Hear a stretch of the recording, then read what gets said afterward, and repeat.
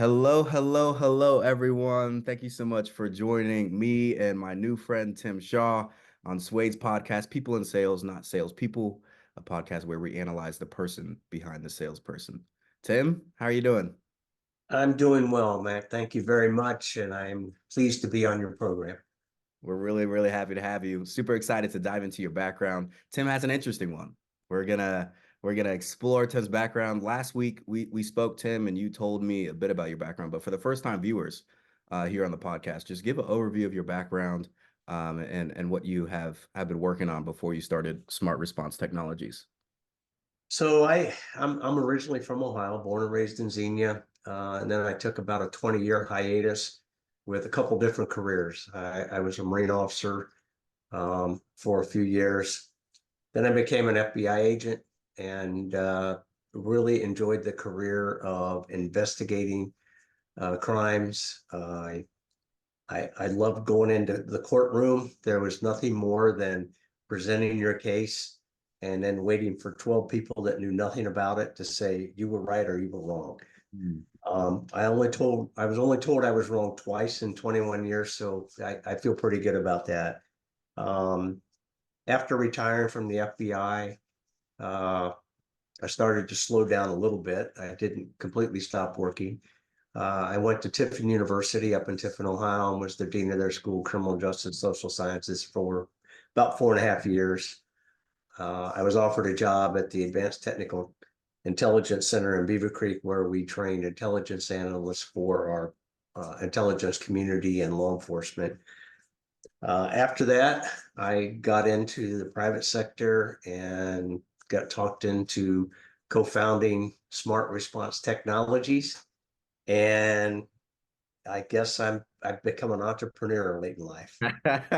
I like that. I guess I've become an entrepreneur. So you were coerced. They said, here's a problem. I think you can build it, man. Come join us. What did that look like? What did the beginning look like? It was funny, Matthew, because they took me to the Air Force Research Lab and they showed me this patented technology that the Air Force had invented called multimodal communication. Hmm. And during my career in the FBI, I spent 18 years as a SWAT agent. So I was involved in a lot of operations, a lot of radios, a lot of things going on. And when I saw this, all I could think of was, wow, this would have made my life easier because it transcribed radio traffic live. And it also, as you listen to more than one channel, it spatially separates it around your head. Wow. And so instead of, having a radio in my ear and a radio in the car and another radio on the seat and a cell phone going, trying to figure out who's talking, who's doing what, there was a way that you now can put that into one headset and Mhm. listen to everything. Wow. And I every time I go on a sales call, I ask everyone the same question at the end. How do you listen to more than one channel in your dispatch center or on scene? And there's only two ways, and this is the 21st century, but there's only two ways that are out there technology wise. Hmm.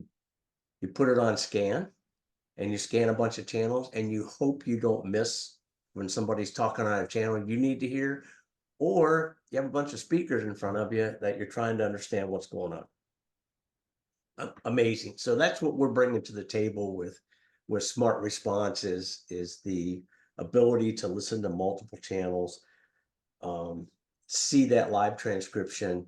And as we go on into the podcast, I'll talk a little bit more about some of the technology that we license from AFRL that makes us really unique in the market. Gotcha. Yeah, super interested in the tech. I'm a tech guy myself. So looks like we're getting pretty technical here, folks. I like to dive back to the Marine officer phase of your life. My sister's a Marine. She Yes, was a Marine 4 years, spent 4 years in Okinawa, Japan. Where were you stationed when you were a Marine? I was, well, obviously, as an officer, you go through the basic school at Quantico. Then I was sent to Fort Sill, Oklahoma, where I was trained as an artillery officer. And then I was assigned to the 10th Marine Regiment at Camp Lejeune.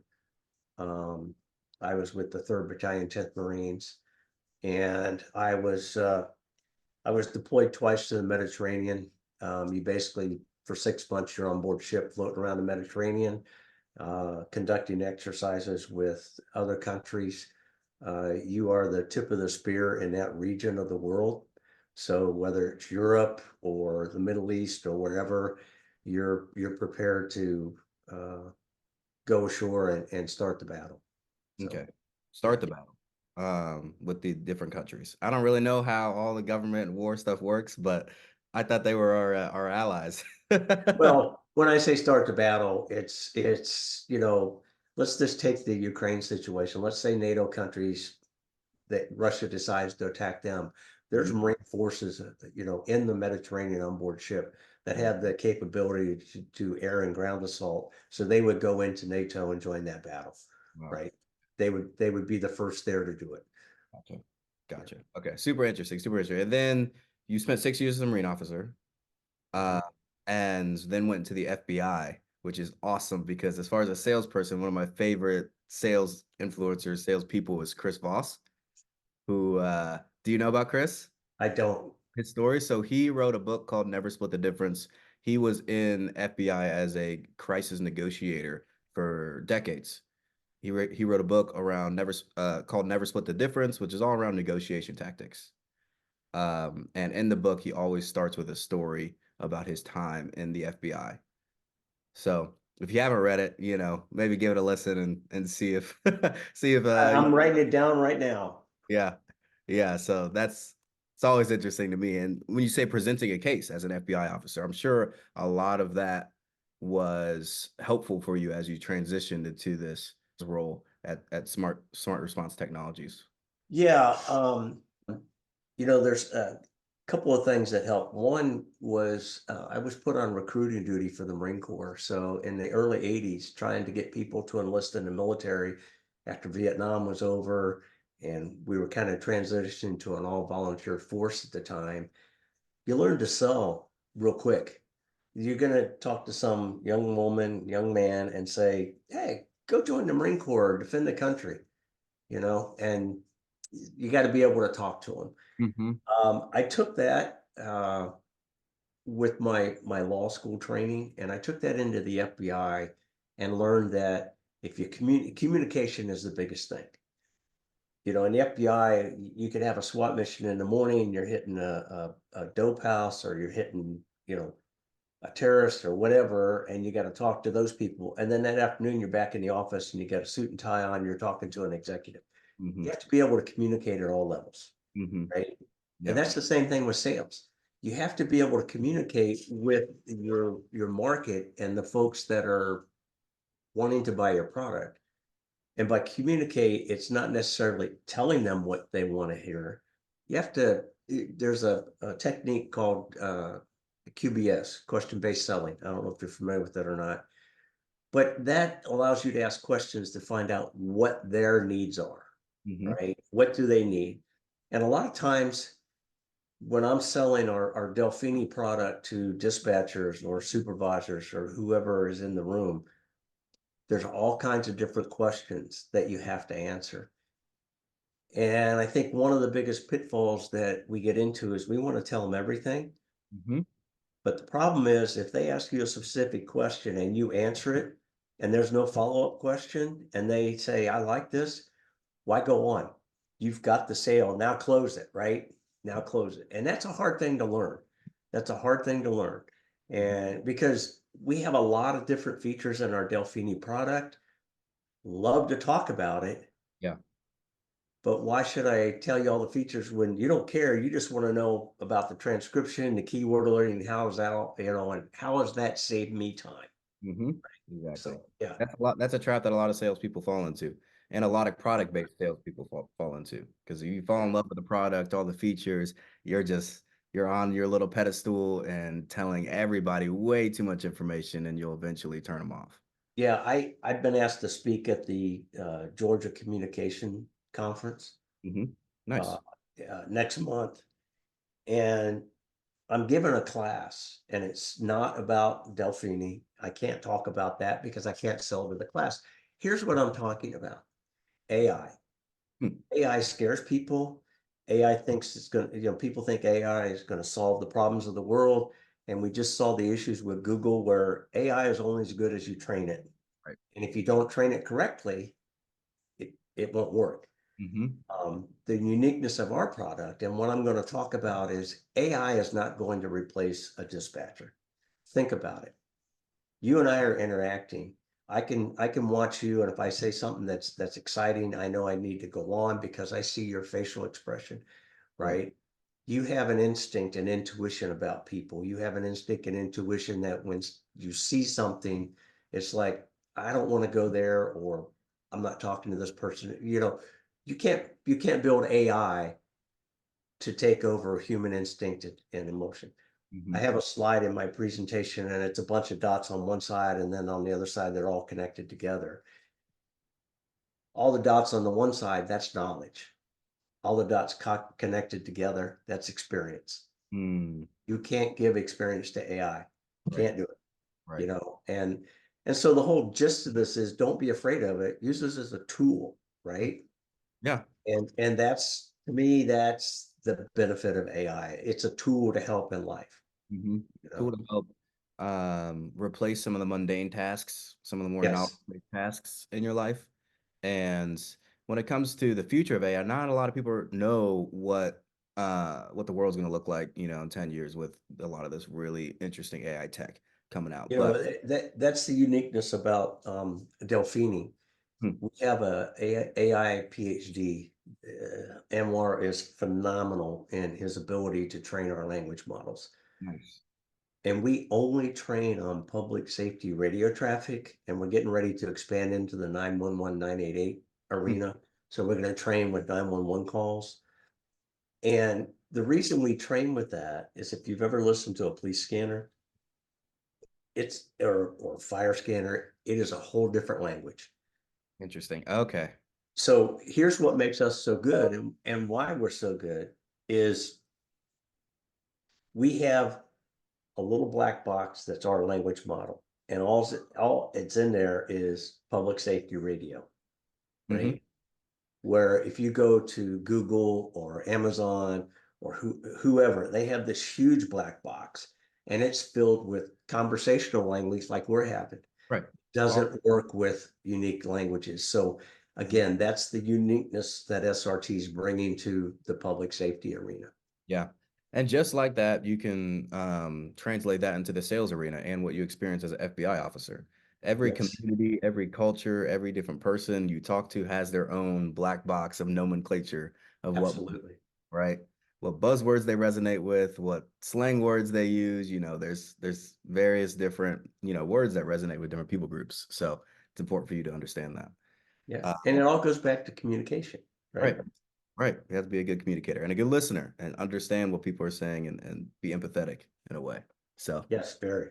awesome. Yeah. So AI is really cool. It's going to create some problems that are going to require solutions. There's going to be new businesses that get created that we haven't even thought of because of some of the problems that AI will create.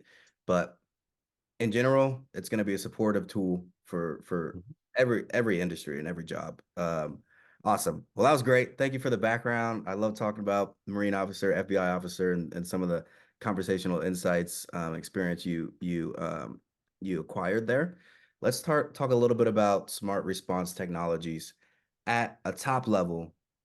Tell us what it is and who it's for. So smart response technology is an AI software as a service business. It is for public safety emergency communication centers, dispatchers, Hmm. 911 call takers. About 33 to 37% of the dispatch jobs in this country go unfilled, forcing dispatchers to work inordinate amount of hours, forced overtime. A lot of the dispatch centers, you're not getting a call taker and then someone on the radio. A lot of dispatch centers, they're taking the call, they're dispatching, they're typing into the CAD, and they're doing a great job, right? They're doing a phenomenal job. Yeah. So a lot of people don't understand that. Sometimes you have some dispatch centers, there might only be one dispatcher on during the night. So if something major happens, they got a lot of work to do, right? So what Smart Response Technologies did is we went out and we have an exclusive license with the MMC patent from the Air Force Research Lab. And in there, they have not only bringing in multiple communications, whether it's phone, radio, text, whatever. They also have keyword learning as part of that patent and keyword highlighting. So in a live transcription, we allow our customers to put whatever keyword they want in there that triggers them. And there can be a critical alert, a passive alert, or just highlighting the word in the transcript. Mhm. This does a couple of things for that dispatcher. If you have that set up so it can alert someone, now they're on the phone listening, now they're typing into the CAD, they're dispatching a first responder. Right now, they're expected to pick up the phone or somehow communicate with that supervisor or command staff. You need to be aware of this. Our Mhm. system does that for them. And I've talked to a lot of dispatchers and they're like, that is awesome. I would love to save time. Mhm. So we're in the business of helping eliminate people miscommunicating, Mhm. saying one thing and understanding another, not putting the right information out because they're multitasking, they just didn't hear it all. And to avoid miscommunicating, in other words, I'm sorry, miscommunications. In other words, somebody says something on the radio, but they're talking on the phone. Now they got to go back and ask them to repeat or whatever, and it's frustrating for everybody. Um, you know, dispatch centers and call takers and dispatchers, they're the first of the first responders. People don't really realize that. Yeah. Some states are actually now moving toward allowing dispatchers were considered clerical people Mhm. under the states. Now they're becoming public safety. So they're getting a little bit of acknowledgement. Yeah. So all we're trying to do is reduce stress, help their day a little bit so they can go home and not be stressed out a little. And so that's SRT at a high level. Yeah, that's good. I really appreciate that explanation. And honestly, there's a lot of knowledge that I didn't know before this. I didn't know that some of these dispatch centers only had one person working there. To me, when I call in, I just imagine dozens of people, like you see on TV, and everybody's taking calls and working together and stuff. But I guess now it's gotten to a point where it's hard to hire, maintain, retain individuals who work here. So that's a good point, and that's another thing that SRT is trying to do. And in you growing up, you're a lot younger than I am. You've always had a computer around. Hmm. Now the generation coming in has always had a smartphone, an iPad, a tablet, a laptop. Why not use those tools to help those new dispatchers? Right. We have to get away from sitting there listening to the radio because dispatchers develop what they call radio ear, understanding what's being said on the radio. You got to understand not all radios are clear and like we're talking. There's scratchy, there's noise, there's all kinds of issues. Yeah. And so a lot of these new dispatchers get frustrated because they got to sit there and they can't understand. Mhm. Our product's being used by some folks that for the first 3 or 4 weeks, maybe a month or so, they have to listen. Then they let them see the transcription, just make sure that, oh, okay, that's what I'm hearing, right? They don't let it play it back. Mhm. But think about this. You can go in and I've always used this example when I talk to trainers and QA people for dispatch centers. If you have a person that's struggling on certain words, at the end of that 12-hour shift, you go into our system, type in that word and see how many times it was said Yeah. and their response. So if I have 10 times that word said and I got 8 out of 10 right, now I have positive reinforcement to go back to that person and say, you're doing better. You only missed two, Mhm. Right. right? And so it's positive reinforcement, but you're allowing them to use a tool they're accustomed to. Right. No, it makes sense. And then that positive reinforcement will lead to that person not getting frustrated, wanting to leave. Yeah. Right. I mean, it probably Right. costs close to $100,000 if you lose somebody to retrain, Mhm. Yeah, and small departments can't afford that. exactly. I've had dispatch supervisors say, I hire 10 to get two. I'd hire 10 to get five Wow. because they can't keep them. Wow. That's a It's big problem. That's it's a 50%. stressful job. It's very stressful. Yeah, for Suade, my business, our target market is call centers and outsourced sales firms. You get that same type of problem. People come in, get frustrated, don't really understand what the work is entailing, and then leave. And then some of these managers are, when they hire, they have a mindset of like, oh, this person's probably not going to make it. This person's not probably not going to make it. So they're not going to invest in them, which just creates a snowball effect where you see 70, 80, 100% employee attrition. Yes. Yeah. And quite honestly, as we grow, call centers may be where we go to. Really? So a call taker in a call center can get a transcription. I love it. All right. So, target market are these dispatching firms. A lot of them are probably, I could be wrong with this, but when it comes to the government, sometimes they're slow on adopting new tech. Yes. Tell us about the problems you have come across when it comes to people not wanting to change. Well, you get the ones that no, they've got to listen. They can't do it unless they listen. And I come from that old school that I was trained that way. And I'm telling you, that's not the way to train people. It's not about sitting there grinding away hour after hour. That's not it. When you start showing them the benefits of the system, even dispatchers that are from old school say, wow, this would really help in our training, or this would really help keep people in the job because we're helping them, right? So the biggest thing we come across is in public safety, and having been there, we've always done it this way. It's always worked. I'm not changing, right? That's what Right. that's the mentality. Right. So you have to take a little bit of time, and you have to show them that technology is a good tool, and technology is a good thing. It's not going to take them away. It's not going to be, oh, I got to do an extra thing. That's not it. When we built this technology, there was one thing that I stressed, and I to this day my DevOps team gets it. One click. If Hmm. I have to click it more than once, I'm not going to use it, right? And they kind of look at me, and I said, if you're in a crisis, if you're in a major event, and you open that laptop to see radio channels that you're trying to control units and understand what's going on, and you got to click 3 or 4 times, and then you got to go log in here, and you got to click 3 or 4 times and put, I'm just going to shut it down and get a piece of paper and pen out, and we got to get away from that, Right. right? Quicker. So it's just it's educating them on, it's not going to cause you more work. It's actually going to help you with your work. Hmm. That's good. You know?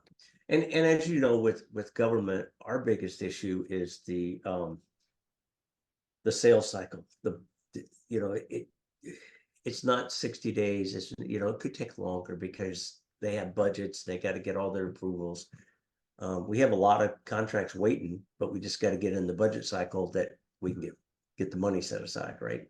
So Yeah. And I'm sure there's a lot of government RFPs around putting AI into some of these dispatcher technologies. I was sent one a while back, but I'm sure with the developments of AI, the government's like, hey, we need to be utilizing this technology. well, So, that's kind of the nice thing about SRT is right now with the Delphini product, we're sole source, so we can get around the RFP.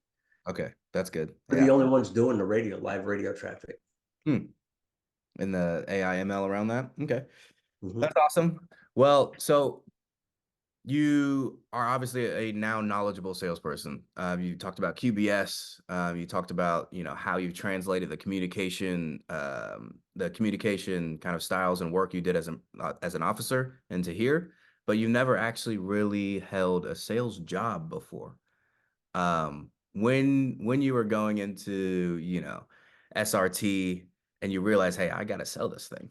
What does that even mean from a process or logistics standpoint? Tell us about kind of what you thought about sales before this job and some of the preconceived notions you had to get over as you kind of embodied this salesperson persona. So, well, first off, you tap into one, that recruiting experience in the Marine Corps, because you just have to walk up and talk to people.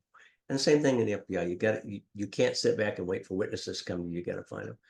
So when it comes to sales, I'm not a big fan of cold calls. I don't know what that does really. I try to work warm introductions if I can. I try to get out to conferences and network. LinkedIn is big. because you can find a lot of people out there that didn't even know this existed. Um, some of the preconceived ideas and notions I had to overcome was, yeah, we're gonna buy it. So, okay, I'm gonna walk out with a check, we're gonna install. It doesn't work that way, right? It's not a car salesman where when you decide, you walk out with the car because Mm-hmm. you gave them your money. Um, especially in government sales. You gotta get in that cycle, and if you don't get in that cycle, then you gotta wait unless they come up with more money. Um, I think the other thing is I learned that just because people like your product and see the benefit of it, doesn't mean you're gonna buy it. Mm-hmm. So I had to get rid of that preconceived notion. You got to work hard to sell them. And just because, I mean, there's a lot of great things I see on TV and, on the internet, but I don't buy them. Right. Right. Smile, nod. Ooh, that's cool. Thanks for telling me, Um, Yes, exactly. Exactly. So, um, how do you overcome that? Well, first off, you have to push to get them a quote. Get them a quote, get them to sign it, send it back to you. So you lock them in. And mhm, now you start that budget process mhm, and get that done. Um, I also learned the hard way. Once somebody tells you they like the product, but they're not interested in buying it, don't waste a lot of cycles on them. hmm, If if you send them emails and they don't respond, or you call and leave them messages or they don't respond, don't go to somebody else. They're either going to come back to you when they're ready, or they're not going to buy. And we waste a lot of time, gosh, they were really interested. They're going to be good. We're going to get, and how long do you go? mhm. Well, I give you a couple of emails and a couple of calls, and I go on to somebody else because I want people that are interested in the product, Yeah, right? yeah, Um, I that's good. think one of the benefits I brought into the sales arena was my experience in public safety. Um, my oldest son's in the fire service, and so I understand all that stuff. And when I walk in, I can talk to them in the language they want to talk in, right? And that's a big difference. That's makes a big difference. If you walk in and somebody says, "Well, we follow, FEMA, ICS," you better know what ICS is, and you better know what it means. It's the incident command system.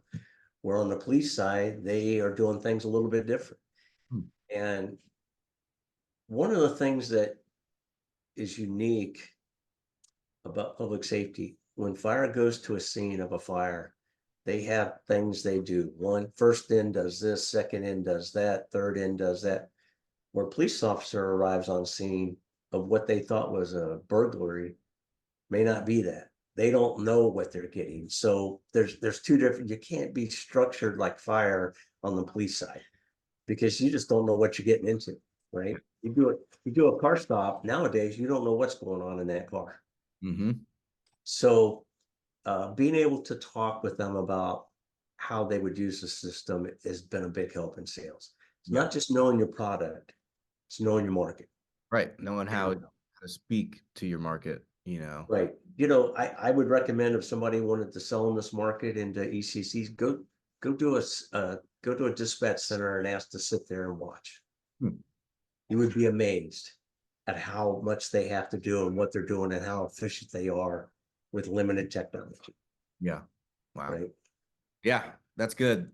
And again, you talked about QBS, and that's a sales strategy. I wanted to ask, are there any sales methodologies that you had to learn or read up on or watch videos on to become a better salesperson?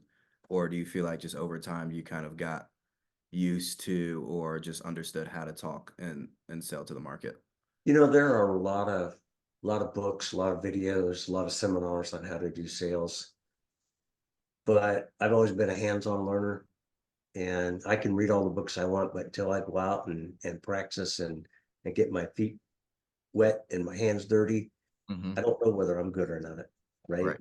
So I think it depends on your learning style. A lot of people will get all hyped up about a great salesman and go to these seminars, but at the end of the day, you still got to go out and sell the product. So go out and sell the product, Hmm. you know, go out and talk to people. so many times we're on our, people are on their phones, they got earbuds in, they're not, when I go in to get coffee or whatever, or in the store, hey, how you doing? Excuse me, thank you very much. And people, older people interact, younger people don't interact. How you Mhm. going to be a good salesman if you don't know how to talk to people? You don't know how to interact with people. Right. So put your phone down when you go to Starbucks to get a coffee and talk to the person next to you. Find out about them. They may be a sale. You never know, Hmm. That's right? true. That's true. I like it. I like it. And that's good word. If you want to be a salesperson, you got to know how to break the ice. You got to Yes. know how to just have that conversation, get to know someone, be a good listener, and you got to get reps. Can't just read books about it. Right. You got to go out Exactly. and do it. Exactly. I mean, if I could read diet books, I'd be thin again, but that's not happening.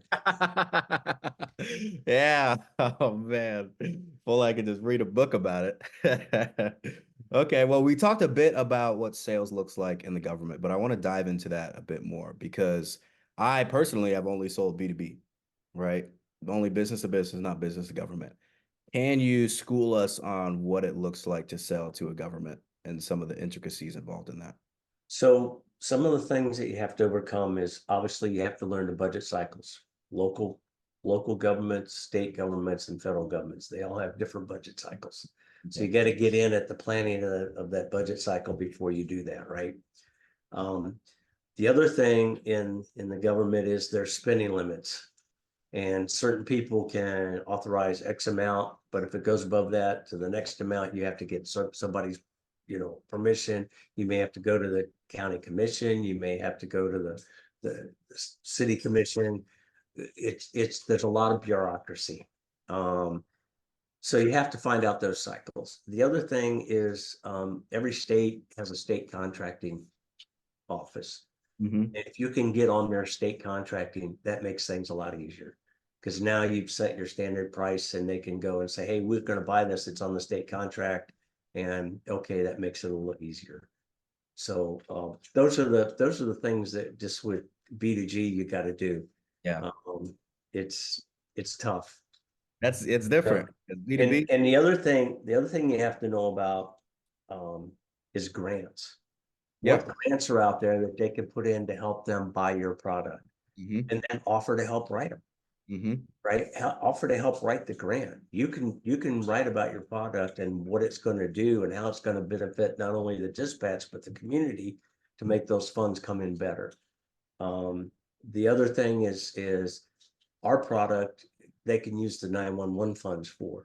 Now, those are you pay a tax or a fee every month on your cell phone. Everybody does for 911.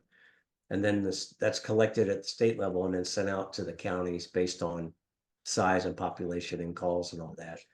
And that money can only be used to benefit the 911 centers. There was a big issue with departments were using it to buy certain things that weren't benefiting. So they're cracking down on that again. But you have to learn that. And at the end of it, you say, this does qualify for 911 funds. And they're like, oh, well, that helps a little bit too. Now I have another source of funds I can draw from. Hmm. So the biggest thing is know where to get your funding, um, know your budget cycle, and don't expect it to happen overnight unless they have some money set aside, right? Yeah. I know in Ohio, the sheriff's departments have each sheriff has a fund called the Further Justice Fund, and that's basically money that's been seized and forfeited. They have that sitting there that they can use for things to benefit the department. Yeah. Yeah. Yeah. You said the government sales cycle is not 60-day sales cycle. How long do you do you have you experienced the sales cycle to be? Um, I I think quick is 90 days. Okay, that is quick. Um, you know, average is going to be about 120 to 180, depending on where you're at in the budget cycle, how big the department is. The smaller the department, the harder it is to get money because it's already budgeted out. Hmm. Whereas a bigger department may have some money that's sitting around. Gotcha. Right? Um, and it's frustrating. It really is. Again, it's not like they're going to throw a credit card down and you Hmm. walk out with the product. So all these different channels that you have to go through and Yes. pitch in different ways, pitch in their voice. All right, that seems like a lot. It's a lot of work, but you did it. You have acquired a couple customers today. Tell us a bit about your customers today. How big are they? So You know, what? we are in California. Mhm. We're right now we're going through a pilot project with Sacramento Regional Fire. Um, we're in Fort Worth Fire. In fact, we just added another channel to them, so Nice. they're very pleased with it. We are in Moses Lake, Washington, which is on the eastern side of the state. We are in Pitkin, Colorado, which is Aspen area, and they really like our product. We've done a case study with them. We are also going into a couple other departments in Colorado. I was in discussion and getting ready to install with a regional intelligence center, a real-time intelligence center, which are becoming very popular. And they like, wait a minute, we get keywords on the radio that'll tell us something's going. Yeah, you can. So now they're going to do that. We're obviously out here in Ohio, and we're in Collier County, Florida, which is the Naples area down in southern Florida. They're getting ready to expand and upsell that. Mhm. The We're in Virginia, rural Virginia, so we're spread out amongst the country. Yeah. We're excited. Um, it's just a matter of people. Here's the other thing of public safety that you have to remember in sales: word of mouth is everything, Really. right? So if I've had people say, "Well, who can I talk to? I want to know what's going on," right? Yeah. So word of mouth's everything. So you not only do you have to sell, but I personally, you talked about call centers or help centers. Ours is going to be right here in the United States, because can you imagine at 2 or 3 in the morning, if public safety person calls, they can't understand the other person on the phone because I want to save money, and they don't even know the product. They're Mhm. just following a script. You're done. Yeah. Yeah. You're done. Right. And I don't mean that in a malicious way, but our market demands good customer service, Right. period. Right. We can't afford to go down like AT&T went down yesterday for how many hours? We can't afford to do that. Mhm. Yeah, that could cost lives. I don't Right. want that responsibility. That's good. That's a good So, mindset. Right. It's the customer yeah, first, customer satisfaction. And in terms of just having savvy people understand your product and be able to speak to your product. yeah. The people that do our QA and testing are the ones that'll answer the customer calls. So they know the product, Yeah, that's good. you know, and we as a country have gotten away from customer service. It used to Chatbots. be Yeah. exactly. Yeah. I mean, even if you go back to a store and say, hey, this was broke, they don't care. Hmm. Right? There are a few stores left. I had a great experience with the local Home Depot here. I got a grill and there were parts missing. And they opened up two other brand new ones in the store and the same parts were missing. So instead of me walking out of there frustrated, I said, well, what can we do here? And they walked over and showed me the next level up of the grill and said, the manager can give you this amount off. So it's only going to be $20 more. And it was already put together. And I said, okay, that's customer service, Right. right? Right. It's like we were dealing with Fort Worth and they said, well, we'd really like to add a third channel. Within a week, we had everything to them. They're up and running, right? So within 24 hours from the time they received the equipment and hooked it up, they were live. So that's how you do it, right? That is how you do it. Awesome. All right. Couple questions here. We got Yes, sir. left. Are you the only salesperson right now on your team? No, You're we not. have a full-time salesperson in Tennessee that operates. And then geez, the C-suite is basically also selling. So the CEO, the CMO, CFO, CTO, we're all selling. Mhm. Um, and now we're trying a new way. Our CMO contacted some folks that have been sales quite a bit and came up with the idea that if you get us a demo, we'll give you $250. And if we sell it to them, you get a commission. So Yeah. now we've multiplied our sales force without having to pay salary, Mm-hmm. right? And for a startup, that's huge. It's save money, right? So and Who those, what's that? are those people, in that network who is enticed to book the discovery meeting and close? Again, it's old relationships. Yeah. With our CMO, he started his own company, Gotcha. Yeah. the Climb Dashboard, the Omega Group. He started it, sold it. So he knew these folks. Gotcha. Um, and I mean, they have the public safety background and they see our product and they're like, holy crap, where has this been? Right. I wish I I mean, had. a lot of people have said, why hasn't this been done before? You know, Mm-hmm. so, That's good. so, we're all trying to sell. We all have our different ways of doing it. We're doing demos. We can do demos virtually because we're in the cloud. So, we're hustling as much as we can, and plus, doing our other jobs with the company, but it's Yeah. all fun, you know. Yeah. Yeah. And a question around that I wanted to ask was if you did hire a salesperson, new salesperson who doesn't understand your field or your space, how would you go about training and onboarding that person? Because there are a lot of nuances in what you guys are selling that So most people. what we've done is we've had a couple conferences that individual has joined me and Mhm. joined another person. So they got to see me demonstrate, they got to see me answer questions, they got to see me ask the questions. And, the last conference I was doing it, I had so many people around it. People were on his side, weren't hearing it. And I look over and he's on his computer doing it now. Hmm. So, but again, we built our product very simple. It's easy to use. It's one click. It's very user friendly. So for someone to learn it, it's not hard. You just have to learn what questions to ask to find the pain points in that ECC, and they're doing it now, right? Good.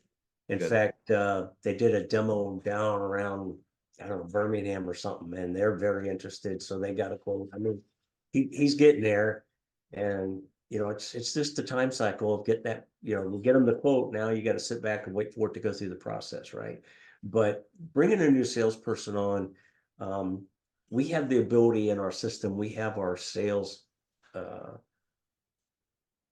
area where we can go into our system. And so you can give anybody that. They can't mess anything up. They're not in production.